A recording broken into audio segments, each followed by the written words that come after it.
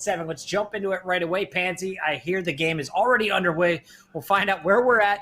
Real quick update for everyone who's just joining. The last match went 13-12. It went the distance, and T1 fell. So Code7 with control of this match now in round 6, and you can see when it comes to the guns, they're going to be in favor of T1 on the other side. Definitely lots of money to work with for Code7. Okay, look, I'm going to be honest here. I will always love watching rob-wiz play this game. I was a fan of this guy back in, 2008, the Canadian sensation for EG back in the day, the only North American team to ever really do much in COD 4 PC, in Pro Mod. If you ever followed that scene, if you're old enough to remember those days, those were the guys. In your 30s. Pretty much. I mean, they won techs. They came like second and third against like the best European teams. I mean, those guys really did make a statement. So I will always be a fan of rob-wiz. He's had a long career, and some of the other players on this team have a similar sort of background. Playing games like Battalion, Overwatch. They just love FPS games. They are seasoned veterans at it. So again, these are the teams to keep your eyes on. If you know who rob-wiz is, you're already my favorite person. And yeah, we'll see if it converts into another game here. If they win 2, that's nuts. If we go to a third map, I'm going to be up till like 5 a.m. So, thanks, guys. Hey, I'm down for it. More Valorant, the better, in my opinion. Of course, also 100 Thieves with a 2 over Team Ninja in this group. So T1 trying to keep pace. They need to come out with back-to-back map wins, and Crashy's going to start this one with a nice pick on Foe. Torque is going to be cleaned up by Skadoodle, and rob-wiz is on the flank. What can the Jet do here? Keep your eyes on that little green arrow. The Omen's going to be working his way in. They'll wait for the Cypher, all try and retake at the same time. Yeah, this has to be like well timed together. They have managed to lock them in on the site, which is a nice bonus. But this retake with the op is going to be tricky. Crashy's playing up close and personal. Robbie-wiz, my guy, finds food, but he needs to find more. Payne going to find Skadoodle, and Robbie is just leading the way. Going to take that op and just show him how it's done on the offensive side. Payne to find AZK, wow. And it's looking pretty deadly. Still a player standing. Keep your eyes on Crashy's. Oh, Crashies, you got to go clutch here, bud. That's a nice little bit of information found. I don't think you're going to stop that diffuse. You're not. rob-wiz. Oh man, it rolls back the years. This. I'm smiling. I can't help but smile. The guy. Can we just? I want to round with rob-wiz, because honestly, Rob. the thing is, like, let's be honest. On paper, this should be T1's game, right? This is why I'm excited to see an underdog doing well. So this is pretty cool to see someone coming in against the most kind of like favored team, the team that got all the attention, coming in and keeping him humble. This will bring out a better game from all of them. So let's have a look, see what he's up to here. Looks like an aggressive play towards middle potentially, which could be fun because Crashies does like to linger around the side of Con. Might have just seen a bit of utility going out, so that might even kind of stabilize this peak and say to Rob, yeah, I'm going to stick here for a little bit longer, see if I can get away with it. You can already see a little bit of that utility being used to allow the attacking side to take that mid control. And Rob had an opportunity, but Brax says no, the Phantom Pop. Rob, I hope you enjoyed the gas. We'll cut highlights to it later. For now, though, we got to take a look at the T1 attack as they're coming in on this A site. All kinds of utility being thrown back at them. Payne, I'll tell you guys what my notes say. Don't know much about this guy. Excited to watch. So far, he has performed in the 2 rounds we fought him. And the Cypher's going to help Bo out with the pick. We're not done yet. T1 can still pull this off. Good. Gonna be hard though, this final position to pull someone like AZK out, especially with the ultimate. Time-wise, they had to do it soon. Pushed him in the ultimate, so good. So this is something I want to see. This is something I want to see. You see the ult popped. Get off the defuse, obviously. Get off that spike and push this over. This is the best way to do it. They're so immobile. This is why it's really good. So, smart play, nice retake there. We don't see many retakes working that successfully, so this is exciting again. Brax, considering his position was spotted, him being able to play out and at least get a 1-for-1 trade on that, really solid. He's got to be pleased with that, even though the round did go to the wayside. But it looks like everyone's kind of stepping up. We haven't got any zeros on the scoreboard. We've got some, pretty evenly based looks to things. Rob back in mid. An open mid fight, not normally favorable to the defensive side, but maybe feeling it. Too many angles, obviously, to deal with, whereas they only have really one to look at, maybe if you exclude short. little bit of a smoke going to come out. That's the brilliance of having that Omen there, just going to give you a little bit more freedom to play around. And it looks like they're slowly filtering back towards B here on the attacking side of T1. Crashy's spotting the drone. That was Torque who gets the information. Did they see the spike? That's the big question. Respecting the push, dropping back deep on B. Meanwhile, Rob's still holding the mid-up angle. And with T1, they showed us previously, they're probably the most patient team in this tournament, in my opinion. They are so clean with their rotations, which is fundamental play. What are they going to do here to break open the B bomb site, though? They've got a plan. Let's see what they do. Previously, it was a lot of Omen paranoias, no flashes to work with. Sova is going to push him back, and your Omen is across the map. So this is just got to be Crashy's raw gun skill. Here comes the odds. Nice hit. Nice work from Skadoodle. Big entry there towards Fut. Already rob-wiz goes down. This looks like a successful site take so far. This is very well constructed. Another retake is going to be hard. I don't know if you're going to be able to pull this one off, but it's going to be a bit of a rough ride. Crashy's being pushed to his limits there. Nice little pick up towards Pain, but you're going to have the spike planted and the retake with 2 players with not much information here. And yeah, Crashy should be good for 1. Oh no, reload! He had 1 bullet. He had 1 bullet in the gun. If he had 2, that's a double.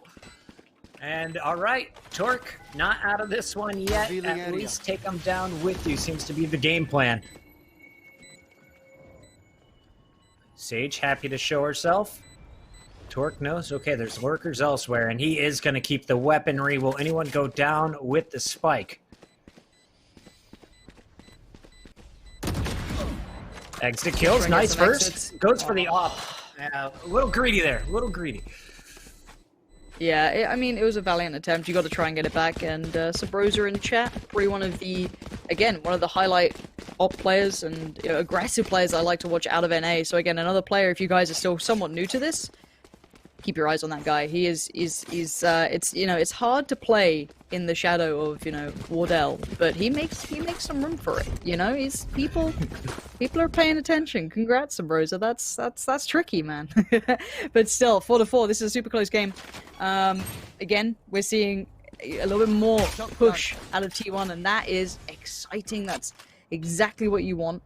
Again, this kind of 3-2 split, 2 taking mid control, working up short, going to try and complement the play happening towards A. Now, obviously, on the other side, it's a gamble stack. They don't have that big utility to work with. They don't have those big guns to play off the back. So it's going to be just kind of like, let's stack out of sight and hope for the best. If we're in the right place at the right time, brilliant. If not, no worries. A site under attack. Drone is going to show no one is home. As they went for the 5-stack over at B. And now we'll see what the plan is for Code7. Spike going down is going to be planted in the hands of Skadoodle for the far corner of the generator. Something they've shown us time and time again on Ascent. And Pan, I mean, none of these guys have weapons, right? So if you can get 1 kill here, you're happy at the end of the round. Already down 1 as Nicholas gets picked by AZK. Rob trying to stay immobile, looking for the player in the center. Brax hides, Crashy's covers, and that is the round just like that, as expected. Cash back in favor of both teams, and they got enough for the rob-wiz off. So here it comes again. This is a big round for Code7. Yeah, this has to be an answer. They've got to find a little bit of a way to respond to this. Obviously, that previous round they didn't have much money, but we got to have a little look at this. It looks like the attacking side's going for a hefty A-lean. They have been splitting mid a little bit. They like to push that player up catwalk, using Omen to keep that pressure building. Brax being really, really diligent at taking that short control. And again, it looks like a somewhat similar thing. And for rob-wiz, he's being put through his paces here. Get that free peek towards middle. The smoke's up. You're going to have to fall off this one. Not too much to say more than that. So has to be careful, has to respect the utility coming out from the attacking side. It does mean they get that mid control, and now they limit the information and rotations available for these defenders. Rob staying mobile, waiting for a challenger, but no one is showing. Just like last round, AZK, who is the in-game leader, I saw a question about that in the chat, is going to be the first one to go scout out, call out the info. I want to see this push. What are they waiting on it? It's going to be, it looks like a breach flash is going to set up the peak. Meanwhile, you could see Some paranoia coming out of the Omen as Brax is on the opposite end. He's carrying the spike as well, and there is an Omen around the corner. Here comes the push, though, as Food breaks onto the site. rob-wiz gets the first pick, but is traded down. AZK with 2 headshots is going to make sure the top is clean. There is Arena around the corner, and she is going to eat another one. With foe down, it's all just the Silva left alive here for Code7, and this is going to be bad news for Torque. God damn, like, AZK is so good. What a damn player. I mean, like, you talk about valuable kills, you can't doubt it. Torque's done for, dead. Put a fork in it, he's done. Brack's gonna confirm what was started, and this is a good lead for T1. Keep in mind, though, if this is an even game, let's remember that last map score. Obviously, we didn't get to see it, but it went to OT, so this is 2 very even teams. You've got to take now into account map bias. Now, we've kind of managed to work out that a lot of people, including myself, feel it's a little offensive biased. Now, looking at the way the scores run this far, a pistol and just 2 kind of gun rounds, not brilliant. You want a little bit more in the gun round, so you want maybe 2 more rounds, 1 more round, whatever you can get for the defensive team. I'd say 4 is not quite enough. Economy's kind of garbage in this one, though, for Code7, so they're going to have to try and make it work with less than ideal, I guess, weaponry beside them, right? Yeah, no Vandal, Phantoms. Stingers, less fun. 20 bullets, 4 clips. You got to make it count, and short range is where you can do it. Nicholas just waiting for a push here as you're taking a look at the offense again. It's the breach and the Silva setting up outside of the A-long. We're going to see Cypher, the bomb carrier this time around. That is going to be moving up behind it, and mid control is there. We see it on the mini-map. B is wide open. Defense knows they're coming A. Offense knows they're going A. It's all going to be about who executes and lands the shots if they breach through. This defensive side is sitting super deep on the sites, but I like this aggression on middle coming out from the defenders. They've got the 2 players behind them. If they're patient with this, it's going to pay dividends. They can't get ahead of themselves. They can't just start playing into it. And obviously, you want to try and help your team out, get in there, do the damage. You're going to see what the Omen can do on the other side. Where are they? Oh no, Brax saw it. Brax saw everything. Brax knows too much. Oh, dearie me, he's the one-man hero. Oh, just find 1, but by this point, you have to readjust them all the way. The economy was always pretty bad here, and definitely felt out by T1. They worked out, hey, this is a little too quiet for my liking. Like, what's going on here? We've got mid-control, no one's fought, like, Nicholas was caught going for his smoke, and that just opened the door for the first 2 picks. Now we take a look at the retake. It was clean last time from Code7 on this site. What can they do from the back end? Well, nothing. Crashes is waiting with the Phantom and finds all 3 just like that. You're not pushing through me. The Cypher holding strong. And T1, even though they were all set up, they drawed out the utility on the A site, take their time, and rotate back over there. One of the most patient teams in the game, and patience paying dividends. Brax 12-8, 11-6 for Crashies. Everyone basically positive outside of Food who will be carrying the spike this round. So big last round, double operator buy-up, and this is a necessary one for that scoreline to not feel too one-sided, where if you lose the pistol and a couple of small errors, you're done for. So for the likes of Code7, this is a must-win round, whereas T1, I mean, 7 rounds is pretty solid, right? You're pretty happy with that. Now, of course, they're going to fight for more. That's what you can expect from these guys. True competitors through and through. So a bit of a default start for the attackers. You got the kind of same again. Going through the motions of you have Crashes over by B, keeping that pressure going. You have, Brax building through middle, taking that short control. It's hard for this defensive side to get aggressive with this sort of default against them constantly. Now, the one bonus is they do at least have a bit of information in the form of rob-wiz pushing out towards A long slightly. But it's not much. Now, information spotted, they've got to be careful to not give away too much. Crashy's trying to show a bit of a misread there, so he's backing away from B, but I don't feel they're going to fall for that. Crashies was clean with the entry last time, breaking through garage. Again, limited utility to break through. Just the breach flash, and instead Crashies won't even get a chance to shoot back. Foe's going to find the first. Doodle goes for the instant res, and Foe doesn't repeat. Nice job not getting ripped. And here comes the rotation. T1, after the kill from Brax, is going to be moving this across A site, but Rob was waiting in the middle with that operator. Actually, it's Foe finding his second kill.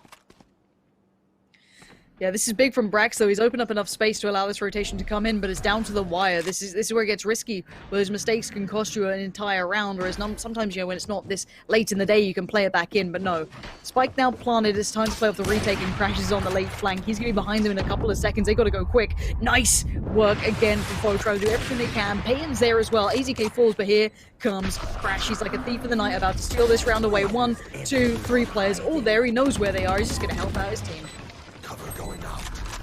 Lovely stuff coming in from T1, and Brax is going to put the exclamation point on the half. 8-4 after what was, 2-3 when we first joined in. It was looking tight. Code7 looked to be in control financially, and then T1 just starts the snowballing.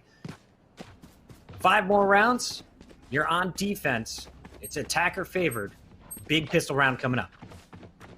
Yeah, for sure. I mean, this is literally survive or kind of be crushed under the weight of what Brax is doing. He played that so well to open up a really good opportunity, and then not only that, but he closed out the round too. So, incredibly diligent play. I don't think I'll ever not enjoy seeing Brax be able to create so much space for his team. So, the pressure switches sides, right? It's all on Code7 now. They do have a map to the good, so they can just take it to a third. Obviously, T1 do have match point against them. This looks like an all-in piece towards B. This is pretty hefty. They're just going to go quick, I'm pretty sure. This is going to be a fast piece towards B, trying to get that pressure, get past the utility, but already rob-wiz is lost to Brax, and this is going to put Brax, and I'm pretty sure it's Crashies in, you know, the crosshairs. They have to deal with this, and so far they're doing great. Torque down to like 17 health is going to be pushed. Brax is going to get taken down by Nicholas. A spike is going to be planted. 3 still up, make it 4. But very, very low health.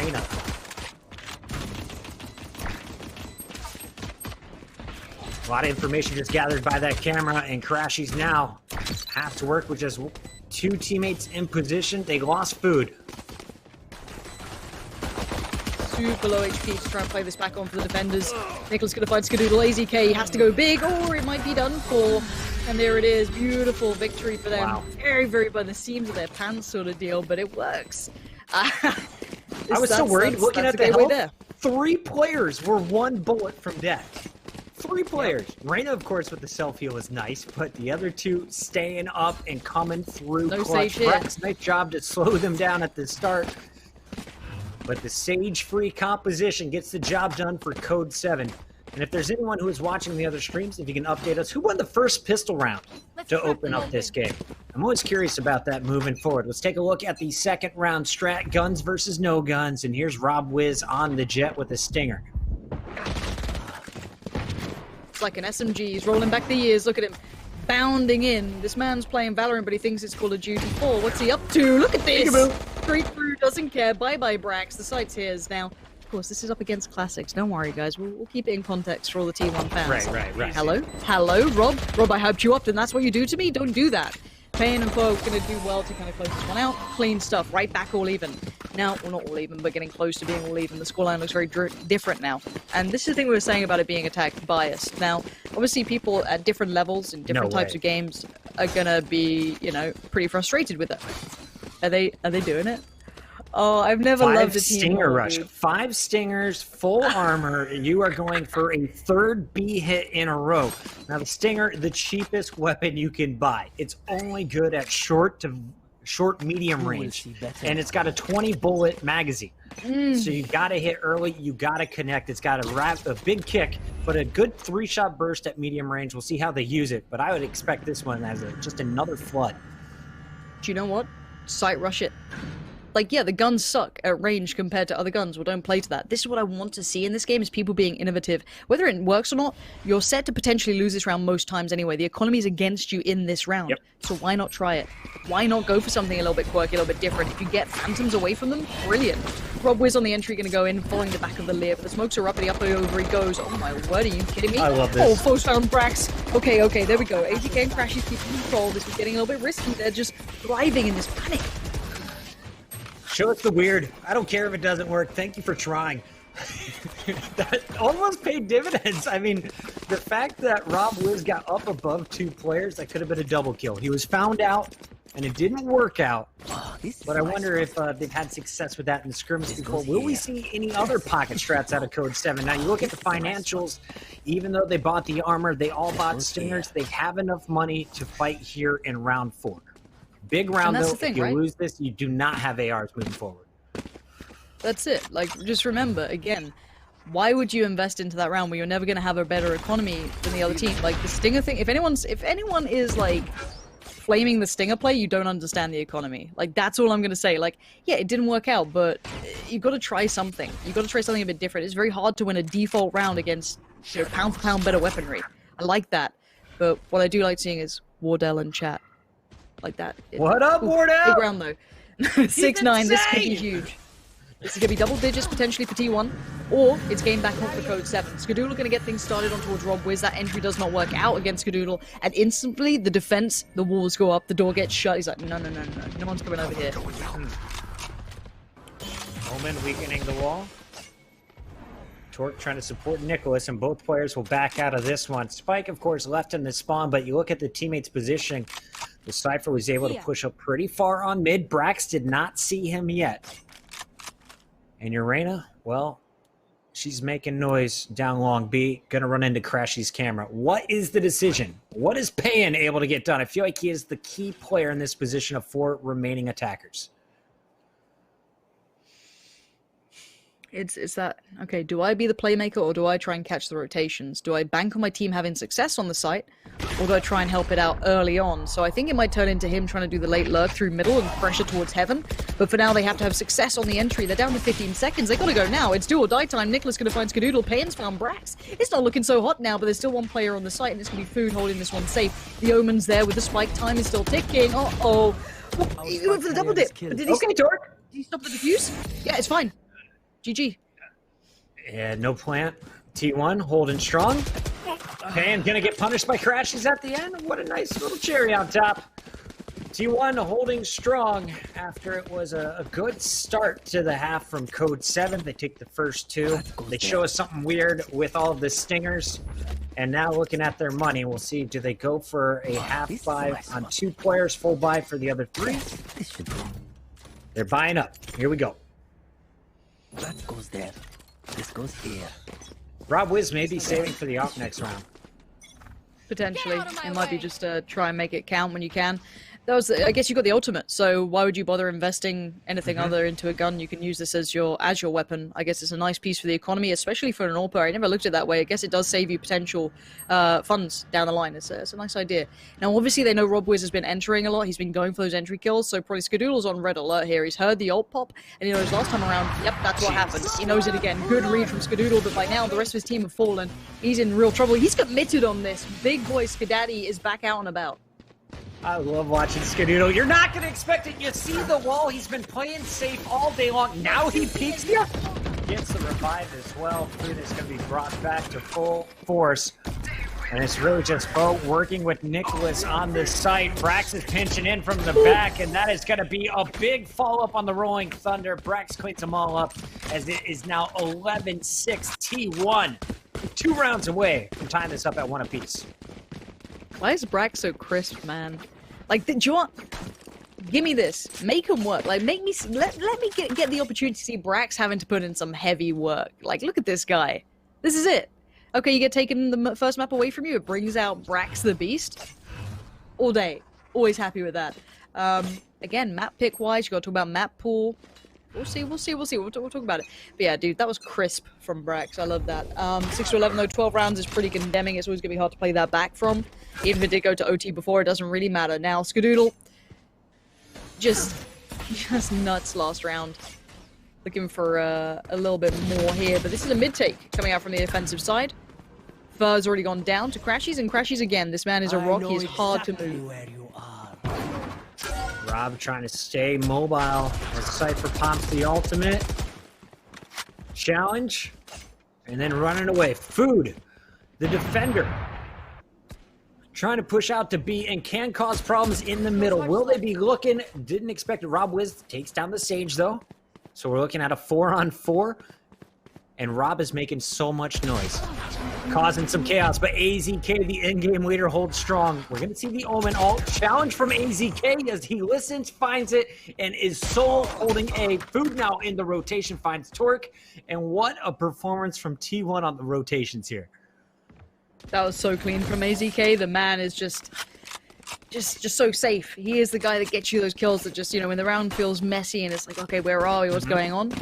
Calm, collected. This could be closed out pretty soon, 6-12. This looks good for T1. They've really come alive in this. I've known AZK as the aggressive Overwatch player. Was he always just kind of a statue in CS? I feel like I think he never overextends. Yeah, I think he gets that level right. You know what I mean? It's that understanding of when to be aggressive, when to do. Have we got a double op coming out? Ooh. Show me some fun. Show me what it's gonna do. Here we go. Match point. Let's go, Skadoodle. Food's got one.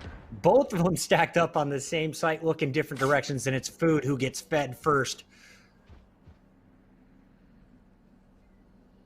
We're gonna see a continued attempt here to get some info out from A. Paranoia comes out, but it's already gone. rob-wiz turns it into 2, though. AZK and Food have been eliminated. Yeah, Brack seems like the final boss they can't seem to get past. You know, you get one, okay. Then you get Skadoodle in this weird little dirty angle, just sat up there with an operator. Like, what are you going to do? Burp up in the ult, turns around, crashes there, and now who is the remainder? Who is looking to try and do something toward here? Bit of info.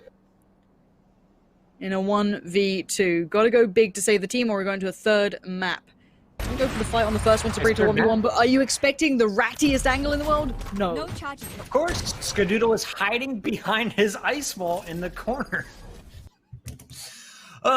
Scott Daddy. I bet $1 I lost it. I will pay you, chat. I promise it's coming later. Check your Venmo. But what a round. What a second half from T1 after a pretty close start. They just ran away with it. Looking at the numbers, Brack's 20-13. I mean, Food was 9-13, but he set up his teammates so well, showcasing some op skills at the end. I have to say, though, I feel like